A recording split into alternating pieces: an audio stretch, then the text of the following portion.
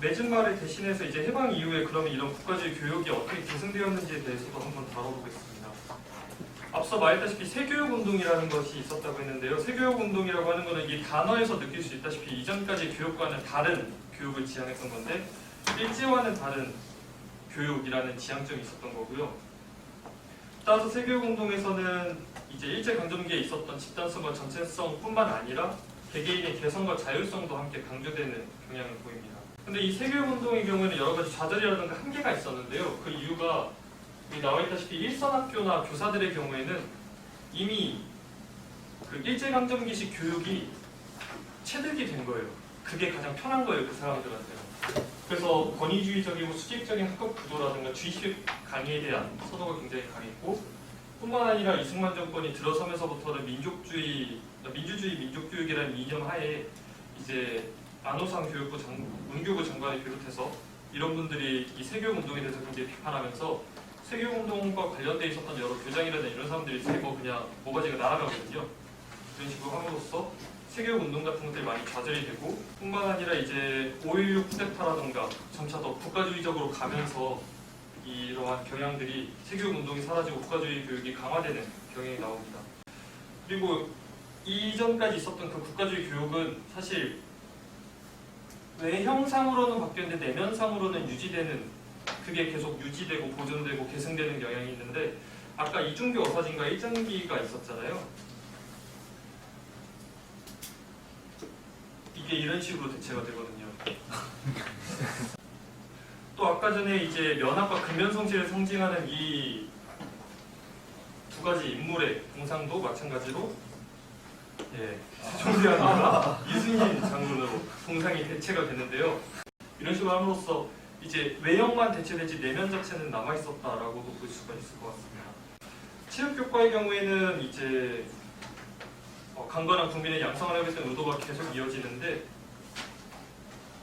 신체 교정, 이제 검사 규정 같은 것들이 이제 그대로 이어지는 모습들이 많이 보이고요.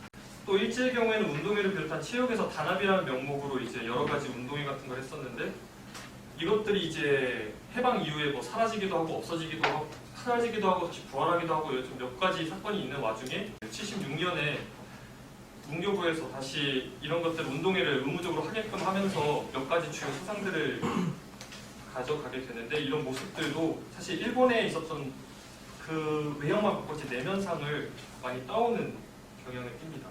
이건 운동회인데 혹시 운동회에서 어떤 장면인 것 같으세요? 박 터트리기 이런 거 많이 나오는데, 예 맞아요, 전차 부수기예요.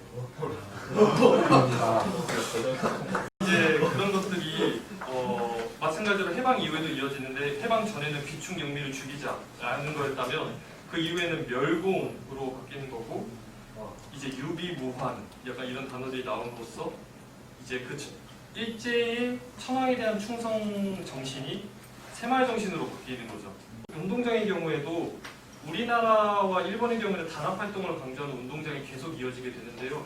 그럼 다른 나라들은 어떠냐라고 했을 때 이건 영국이고 미국이고 노르웨이인데, 다른 나라들이라고 해서 다 그렇게 단합 활동도 있는 경우가 있지만 우리나라처럼 교문에서 들어가면서부터 운동장 나오고 교장 선생님 그 뭐 연설할 수 있는 데 나오고 학교에 들어가는 구조가 반드시 아니에요. 그게 우리나라와 일본에서 주로 많이 보이는 특성이고요. 음악교과의 경우에도 이제 해방 이후에도 마찬가지로 국민성 함양이라든가 자긍심을 형성시키는 내용으로 많이 나아가게 됩니다. 또 6개월을 거치면서 반공 이데올로기적인 내용도 많이 들어가고요. 이 두 개의 노래가 있는데, 위에 거는 일본에서 만든 노래고 아래 거는 우리나라 노래거든요. 초등학교 교과서에 수록됐었던. 근데 이 블랙, 이 검은색만 없애고 봤을 때는 사실 어디가 어느 나라인지 약간 좀 헷갈릴 수는 있어요. 그런 노래들, 헷갈릴 수 있는 노래들이 있다는 것만 이것도 하나의 사례인 거죠. 도덕교과의 경우에는 이제 국민교육 함장이 한국 시민서사를 대체하는 경향을 또 보이고요. 귀충영미, 곧 미국과 영국을 이제 적으로 했던 수신선은 사라졌지만 대신 6.25 전쟁 당시에 공산당의 만행이라던가 잔인함과 침략성을 폭로하는 그러한 반복의식을 담은 도덕교과서는 계속 이어집니다.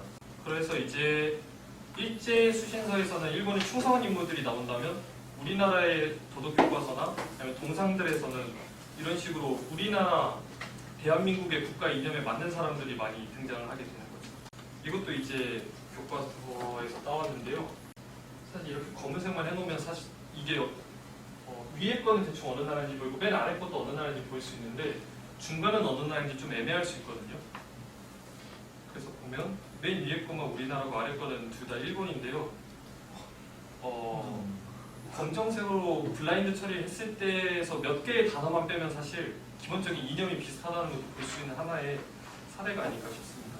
그래서 그 동아주의와 국가주의에 대해서 지금까지 발표는 크게 큰 맥락상에서 그 두 개로 일제강점기뿐만 아니라 일제강점기 이후에도 그 교육 시스템들이 이어왔다라고 했고, 그럼 이러한 사례들을 토대로 함으로써 그 잔재가 완전히 해소되었는가에 대해서 질문을 던질 수 있는데 두 가지 측면에서 이제 나름대로 답이 나올 수 있는데, 첫 번째는 일제 교육 정책 속에서 형식과 내용 간의 분리를 시도하는 거예요. 왜냐하면 우리나라뿐만 아니라 사실 다른 나라들의 경우에도 국민국가를 형성하는 과정에서 이렇게 국가주의적인 내용들이 많이 들어가게 되거든요.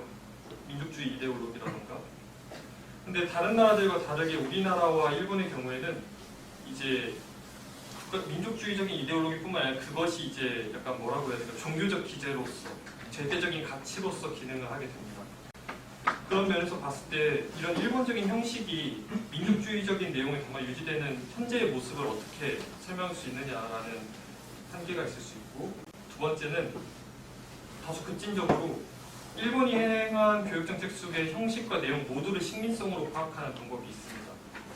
이런 면에서 보면 이제 한국 교육이 아직까지도 탈식민성의 과제를 갖고 있다라고 볼 수 있는데요. 이 경우에도 문제가 있는 게 일본이 가져온 교육 시스템이 다 일제에서 창작한 거는 사실 아니거든요. 왜냐하면 이제 일본도 서구적인 근대 모델을 가져와서 자기들이 그대로 수용한 게 있고 변형한 게 있고, 그런데 우리나라 현재 교육 체계는 어떻게 되어 있냐면 서양에서 그대로 가져온 것, 일본이 변형시킨 것, 우리가 미국으로부터 그대로 받은 것, 그리고 우리나라 전통주의적인 교육까지 이렇게 막 여러 가지가 혼재되어 있어서 이것들을 딱 뭐는 일제 거고 뭐는 우리나라 거다라고 분리시키기가 좀 굉장히 애매해서 일제가 행한 모든 교육 정책을 이제 식민지적 잔재로만 파악하는 건 지나치게 단순한 발상인데, 분명한 것은 뭐냐면 이제 해방 이후에 한국 교육이 일제의 국가주의 교육의 틀을 일정 부분 따라갔고 그 중에서는 계승이나 아니면 그대로 유지한 것도 분명히 있었다는 점을 좀 인지할 필요가 있습니다. 또 이런 계승이 왜 이루어졌는지에 대해서도 파악을 할 필요가 있는데, 왜냐하면 어떤 현상이 남아있었다면 그에 마땅한 그럴듯한 이유가 있을 것이기 때문입니다. 따라서 이런 현상들에 대해서 성찰하지 않고 단순한 청산의 과제로만 봤을 경우에는 이제 형식은 동일하지만 내용은 다른 그런 국가주의 잔재가, 국가주의 교육의 흔적 같은 것들이 다른 형태로 부활할 수도 있는 것이기 때문에 이런 것들에 대해서 좀 더 성찰이 이루어져야 된다고 생각을 합니다.